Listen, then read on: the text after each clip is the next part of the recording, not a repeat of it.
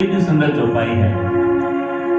भरत जी के अंतर में जब विचार आया कि मुझे केवल भगवान को ही प्रसन्न करना है, उनकी आज्ञा का पालन करना है, भरत जी के हृदय में से विषाद निकल गया। और तुलसीदास जी एक दृष्टांत वहां पे लिखते हैं, मन प्रसन्न दुख मिटा विषादो बाजनु गूंगे गिरा प्रसादो बाजनु गूंगे गिरा प्रसादो बाजनु गूंगे गिरा प्रसादो। जिस प्रकार किसी गूंगे पर सरस्वती माता की कृपा हो जाए, बोलने लगे तो कितना आनंद आता है। इसी प्रकार भरत जी के अंतर में इतना आनंद आया, विषाद दूर हो गया। क्यों? जब विचार आया मुझे भगवान की आज्ञा का अनुसरण करना है, तो अंदर में से दुख चला गया और कहा कि आप जो कहेंगे मैं करूँगा। रामायण में लिखा है कि यदि हम हमारे मन में ऐसा सोचते हैं कि केवल हमें भगवान को ही प्रसन्न करना है, वो जो कहें वो हमें करना है, तो हमारे मन में से विषाद दूर हो जाता है। तो भरत जी ने जब भगवान से पूछा तब भगवान ने कहा कि पिता के वचन है, मुझे भी अवतारी कार्य करना है, वन में मुझे रहना है, आप जाइए अयोध्या में और 14 वर्षों के बाद हम मिलेंगे। भरत जी ने कहा 2 वरदान चाहिए। भगवान ने कहा मांग लो। एक तो आपके चरण पादुका चाहिए। कई लोगों के मन में प्रश्न होता होगा, भगवान तो उनके पाँव निकले, भरत जी चरण पादुका लेकर के प्रसादी पूज करवाई और वापस ले गए, तो चरण पादुका मांगे। और दूसरी बात यह कि 14 वर्षों के बाद एक भी दिन आप देरी करोगे तो मैं प्राण त्याग कर दूंगा। भगवान ने गले लगा लिया, कहा कि भरत ऐसा मत बोलो, मैं एक भी दिन देरी नहीं करूंगा। इसीलिए जब युद्ध पूर्ण हुआ तब विभीषण ने कहा कि आप आइए लंका में ठहरिए थोड़े दिन। भगवान ने कहा नहीं, मैं यदि एक भी दिन देरी करूंगा तो भरत जी प्राण त्याग कर देंगे। इसीलिए तुरंत पुष्पक विमान लाए और भगवान उसमें बैठ के अयोध्या गए। लेकिन पहले हनुमान जी को भेजा, जाइए और भरत जी को समाचार दीजिए हम आ रहे हैं। तो ये दोनों वरदान भगवान ने भरत जी को दिए। यहाँ पे भगवान ने भरत जी को कहा कि कैसे राज्य करना है 14 वर्षों तक, राजा कैसे होना चाहिए। हम देखते हैं पति कैसा होना चाहिए, पत्नी कैसी होनी चाहिए, भाई कैसा होना चाहिए, ये सब हम देख रहे हैं। राजा कैसा होना चाहिए? भगवान कहते हैं कि राजा सूर्य समान होना चाहिए। सूर्य इस धरती से सब कुछ सोखता है, पानी सोखता है, लेता है, लेकिन बाद में देता भी है। बाष्पीभवन होकर बादल में से पानी भी देता है। सूर्य जब लेता है तब हमें दिखाई नहीं देता क्या लेता है, लेकिन जब देता है, रोशनी देता है, बारिश देता है, हमें दिखाई देता है सब कुछ। तो इसी प्रकार कहा कि राजा जब टैक्स ले प्रजा से तब इतना लेना चाहिए कि प्रजा को ऐसा न लगे देखो राजा ने कितना ले लिया। जो भी प्रधानमंत्री हो, कहाँ राष्ट्रपति हो, कहाँ राजा, सुल्तान, शेख सब होते हैं, प्रजा से लेना है, टैक्स तो भरना है, लेकिन उसके सामने इतना देना चाहिए, बिजली, पानी, सुरक्षा, ये सब इतना देना चाहिए कि प्रजा को लगे ये राजा अच्छा है, ये प्रधानमंत्री, राष्ट्रपति अच्छा है। लेता कम है, देता ज्यादा है। सूर्य लेता है लेकिन दिखाई नहीं देता, देता है तब दिखाई देता है। दूसरा लक्षण बताया राजा का कि राजा कैसे होने चाहिए, तो कहा कि जिस राज्य में निर्दोष लोग निर्भय हों और अपराधी भयभीत हों। कभी कभी उल्टा हो जाता है, अपराधी होते हैं वो निर्भय होकर घूमते हैं, कुछ नहीं होगा, और जो निर्दोष होते हैं उन्हें सजा मिलती है, तो वो भी ठीक राजा नहीं है। तो ये सब लक्षण बताए राजा के। राजा प्रजा को अपने संतान समान समझकर पालन पोषण करना चाहिए राजा को, ऐसे राजा के लक्षण बताए। और फिर भरत, शत्रुघ्न इत्यादि वापस गए। अब जब भगवान वन में गए तब बहुत सुंदर प्रसंग बने। भगवान बैठे थे और सीता जी ने भगवान राम से एक बात पूछी कि भगवान मुझे आपसे एक बात करनी है। पति पत्नी को परस्पर बातें कैसी करनी चाहिए, कैसा टोन होना चाहिए बात करने में, हमारा टोन कैसा होना चाहिए, how to put an opinion in front of people, ये प्रसंग सिखाता है हमें। सीता जी ने कहा कि हमें वनवास मिला है, तापस देश विशेष उदासी 14 वर्ष राम वनवासी। तो तो आपने धनुष्य बाण साथ में क्यों रखा है? क्योंकि मनुष्य का अधःपतन 3 बातों से होता है, मिथ्यावाद, मिथ्या आचरण और वैर बिना की हिंसा।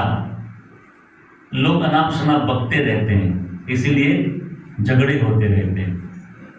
तो व्यर्थ नहीं बोलना चाहिए, हे भगवान आप तो मिथ्यावाद कभी नहीं करते। मिथ्या आचरण, लोगों का आचरण अच्छा नहीं होता है तो भी झगड़े होते हैं, भगवान आप ऐसे भी नहीं है। लेकिन धनुष्य बाण आपने रखा है तो शायद ऐसा हो सकता है कि वैर बिना की हिंसा हो जाए।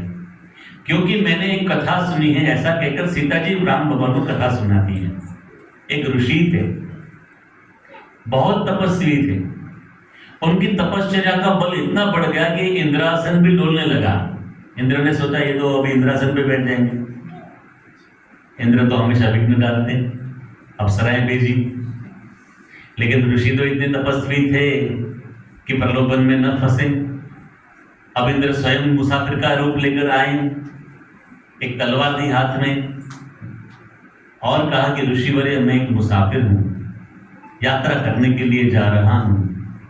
ये तलवार मैंने ली थी, शायद काम आएगी इस विचार से, लेकिन मुझे लगता है कि यात्रा में तलवार का क्या काम है, तो मैं आपकी झोपड़ी में रख सकता हूं, वापस लेते समय ले जाऊंगा।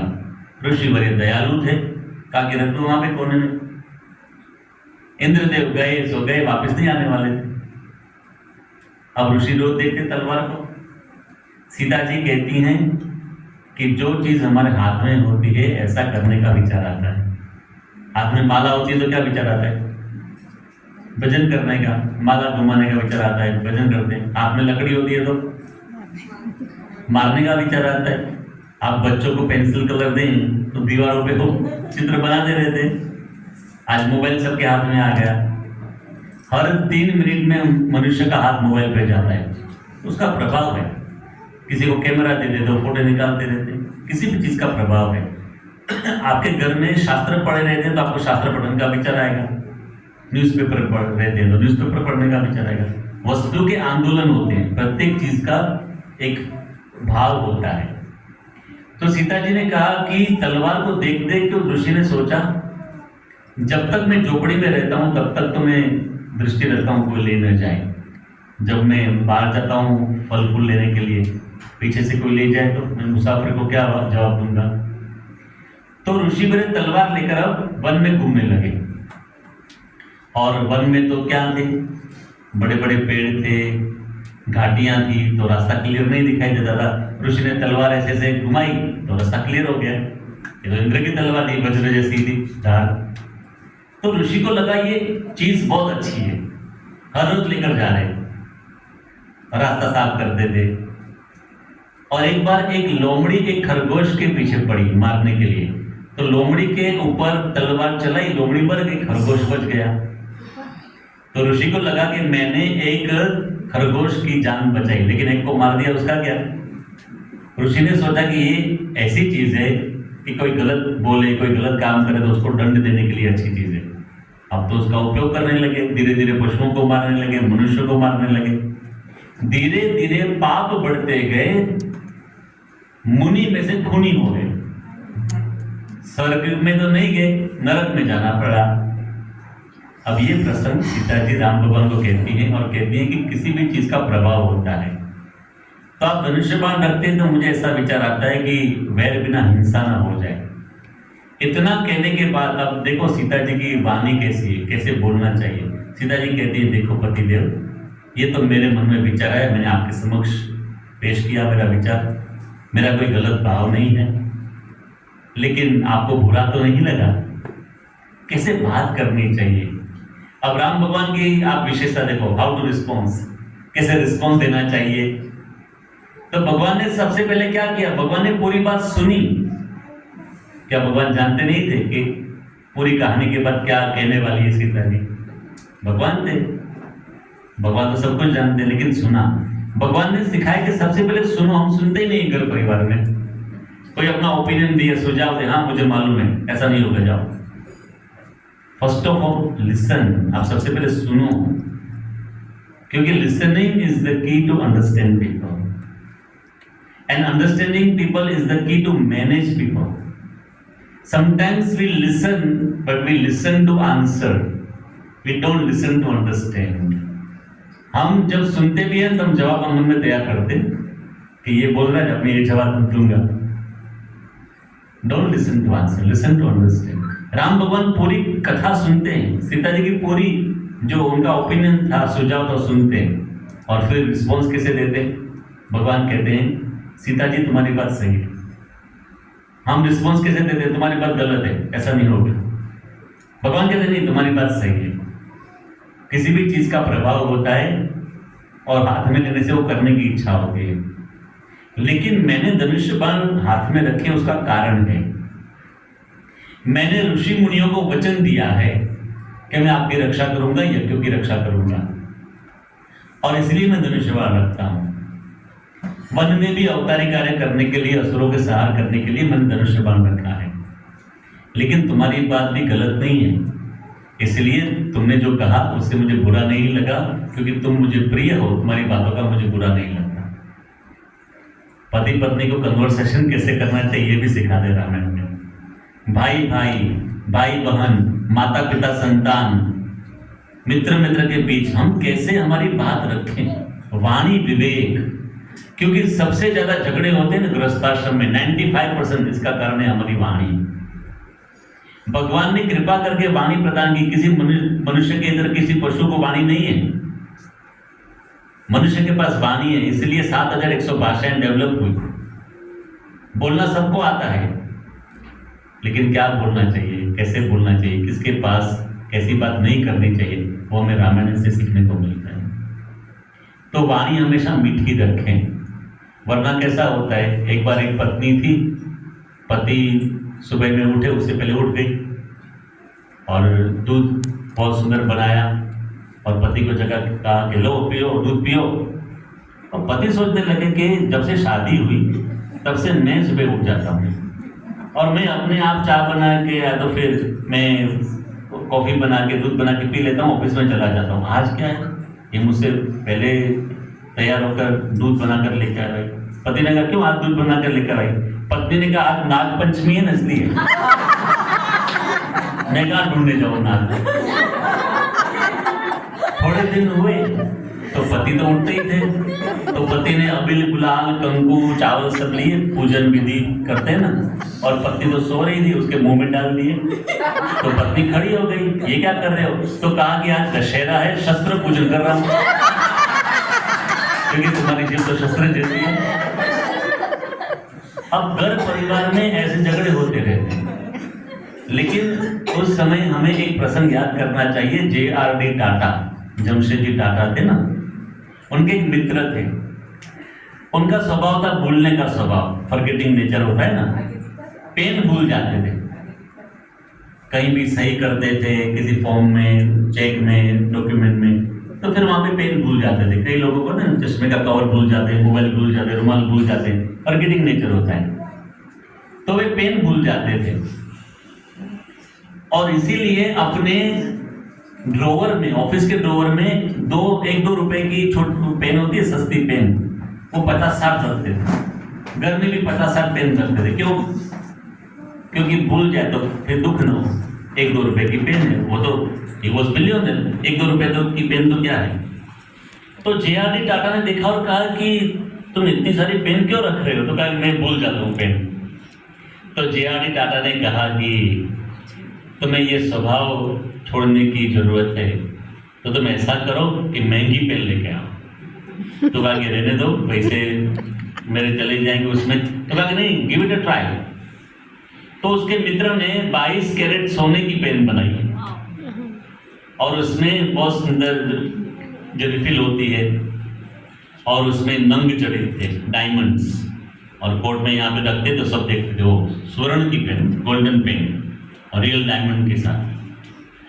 6 मास के बाद एक पार्टी में, एक फंक्शन में दोनों साथ में जब खड़े थे, तब J.R.D. टाटा ने पूछा वो जो सोने की डायमंड वाली पेन थी वो आपने खो दी ना. नहीं, कैसे खो सकते, ये मैं कैसे भूल सकता हूँ उसको, इतनी महंगी पेन है. तब J.R.D. टाटा ने कहा if you value the things you won't be careful, but if you are careful, if you are careless, that means you don't value the things. यदि आपको किसी वस्तु की कीमत है, मूल्य समझते हैं, तो आप केयरलेस नहीं बनते। If you value the things you won't B careless, आप कभी केयरलेस नहीं बनते। लेकिन यदि आप केयरलेस हैं, इसका मतलब क्या है? आपको उस वस्तु की कीमत नहीं है। The same way if you value your family, if you value your relationships, you won't B careless. आप कभी भी लापरवाह नहीं बनेंगे, जैसे तैसे बोलेंगे नहीं। But if you are careless, वाणी, बर्ताव, एटीट्यूड, बिहेवियर में आप जैसे बोलते रहते हैं, that means you don't value your family, you don't value your relationships. तो हमेशा वैल्यू समझे अपने परिवार की। दुनिया में कई लोग ऐसे हैं जिनके पास परिवार नहीं है, कई लोग ऐसे हैं जिनके पास परिवार है तो बहुत झगड़े हैं, कई लोग दुनिया में ऐसे हैं जिनके पास घर नहीं है, भोजन नहीं है। तो हमारे पास सब कुछ है, भगवान की कृपा है। Value the things. घर है, परिवार है, 3 समय भोजन मिल रहा है।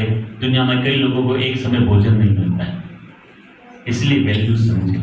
वैल्यू समझेंगे तो आप केयरलेस नहीं बनेंगे, लापरवाह नहीं बनेंगे। एक आदमी था, अपने बहुत बड़े महल जैसे घर में रहता था, झरोखे में बैठा था। नीचे देखा एक गरीब आदमी रास्ता साफ कर रहा था। होते ना स्ट्रीट स्वीपर्स होते ना, एक आदमी देखा वो रास्ता साफ कर रहा था, गरीब आदमी।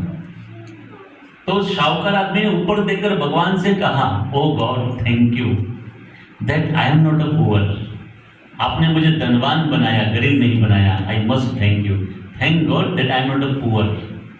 तो जो पुअर था, गरीब आदमी था, वो सफाई करते करते उसने देखा कि एक भिखारी था। उसने ऊपर देखकर कहा, thank God that I am not a beggar. भगवान, मैं गरीब हूँ लेकिन मैं अपने आप मेहनत मजदूरी तो कर सकता हूँ, मैं भिखारी तो नहीं हूँ। Thank God that I am not a बेगर।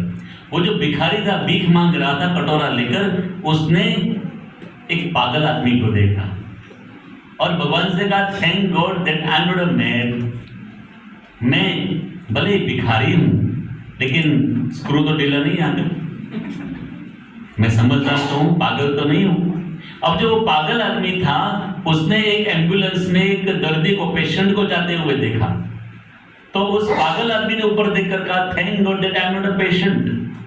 आप देखिए, जो पागल लोग होते हैं तो उनको कोई टेंशन भी नहीं होती, वैसे हेल्दी भी होते हैं, बहुत ऐसी बीमारी नहीं होती। तो उन्होंने सोचा, मैं थोड़ा पागल हूँ ठीक है, लेकिन मैं बीमार तो नहीं हूँ, एम्बुलेंस में मुझे ले तो नहीं जा रहे। Thank God that I am not a patient. अब जो पेशेंट जो था, उसको ले जा रहे थे अस्पताल में, तो अस्पताल में से एक डेड बॉडी बाहर आ रही थी। उस पेशेंट ने ऊपर देखकर कहा, thank God that I am not a dead. भगवान आपका आभार, मैं भले दर्दी हूँ, पेशेंट हूँ, मैं डेड बॉडी तो नहीं हूँ। Only dead person can not thank God. इसीलिए जब तक जिंदा है रोज भगवान का आभार माने, धन्यवाद करें कि भगवान आपका धन्यवाद, आपने मुझे बहुत कुछ दिया है। हमेशा भगवान का धन्यवाद करें। हम लोग यहाँ पे भगवान को प्रार्थना करने आते हैं तो सबसे पहले धन्यवाद करें, आपने बहुत कुछ दिया है। फिर जो भी दिक्कत हो, जीवन में समस्याएं हो, तो आप प्रार्थना करें, उसकी ना नहीं।